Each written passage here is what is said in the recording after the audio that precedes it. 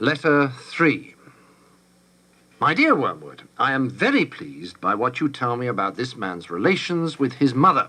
But you must press your advantage. The enemy will be working from the centre outwards, gradually bringing more and more of the patient's conduct under the new standard, and may reach his behaviour to the old lady at any moment. You want to get in first. Keep in close touch with our colleague Glubose, who is in charge of the mother, and build up between you in that house a good settled habit of mutual annoyance, daily pinpricks. The following methods are useful. 1. Keep his mind on the inner life. He thinks his conversion is something inside him, and his attention is therefore chiefly turned at present to the states of his own mind, or rather to that very expurgated version of them, which is all you should allow him to see. Encourage this. Keep his mind off the most elementary duties by directing it to the most advanced and spiritual ones. Aggravate that most useful human characteristic, the horror and neglect of the obvious. You must bring him to a condition in which he can practice self-examination for an hour without discovering any of those facts about himself which are perfectly clear to anyone who has ever lived in the same house with him or worked in the same office. 2.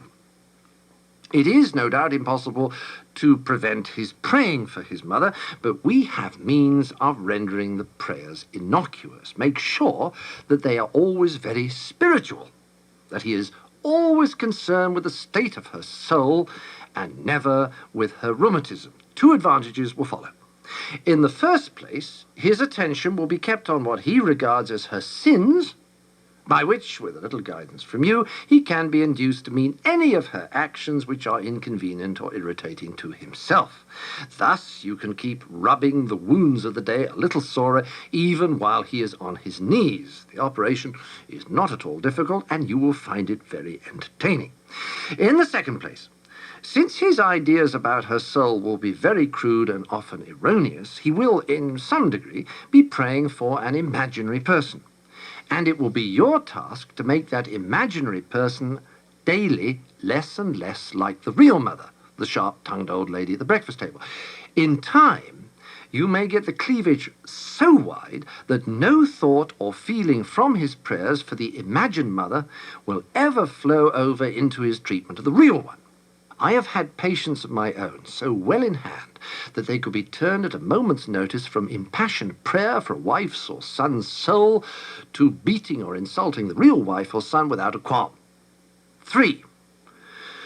When 2 humans have lived together for many years, it usually happens that each has tones of voice and expressions of face that are almost unendurably irritating to the other. Work on that. Bring fully into the consciousness of your patient that particular lift of his mother's eyebrows, which he learned to dislike in the nursery, and let him think how much he dislikes it. Let him assume that she knows how annoying it is and does it to annoy. If you know your job, he will not notice the immense improbability of the assumption. And, of course, never let him suspect that he has tones and looks which similarly annoy her. As he cannot see or hear himself, this is easily managed.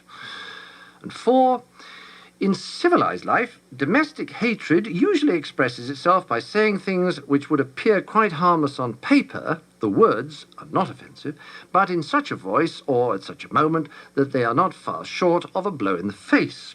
To keep this game up, you and Glubose must see to it that each of these 2 fools has a sort of double standard.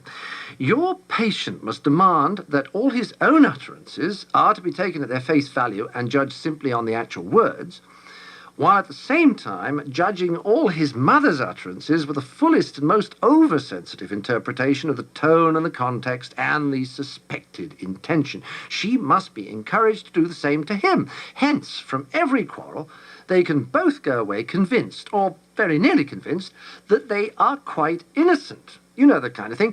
I simply ask her what time dinner will be, and she flies into a temper.